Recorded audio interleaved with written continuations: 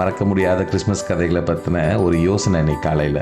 அதில் மறக்கவே முடியாத கதைன்னு சொன்னீங்கன்னா Christmas carols, gift of Magi. So இதெல்லாம் மறக்க முடியாத கதை தான். ஸோ இதை பற்றின ஒரு சின்ன விளக்கத்தை நான் காட்டுறேன். ஒருவேளை இந்த கதையெல்லாம் தனித்தனியாக வேணும்னு நினைச்சா எஸ் ஐ நீட் அப்படின்னு கமெண்ட் பண்ணுங்க. இப்போ அதோட மைய கருத்தை மட்டும் பார்ப்போம். கிறிஸ்மஸ் கேரல்ஸ் என்ற புகழ்பெற்ற கதை சார்லஸ் டிக்கன்ஸ் எழுதியது. இந்த கதை எபினேசர் என்ற பணத்துக்கு ஆசைப்படும் மனிதரை மையமாக கொண்டது. கிறிஸ்மஸ் இரவில் 3 பேய்கள் அவரை சந்தித்து அவரது வாழ்க்கையின் நல்லது கெட்டதுமான தருணங்களை காட்டி அவரது மனநிலையை மாற்றுகின்றன. இதன் மூலம் அவர் மனித நேயத்தையும் உதவியையும் புரிந்து கொள்கிறார் என்றது இந்த கதையின் மைய கருத்து. தி கிஃப்ட் ஆஃப் மேகி என்ற கதை ஒரு எளிமையான குடும்பத்தில் தியாகத்தையும் அன்பையும் விளக்குகிறது. ஒரு தம்பதி ஒருவருக்கொருவர் பரிசு கொடுக்க தங்கள் தனித்துவமான பொருட்களை தியாகம் செய்கிறார்கள். இது உண்மையான பாசத்தையும் உறவினையும் காட்டுகிறது. அட்வான்ஸ் மெரி Christmas and happy new year. Praise the Lord. Amen.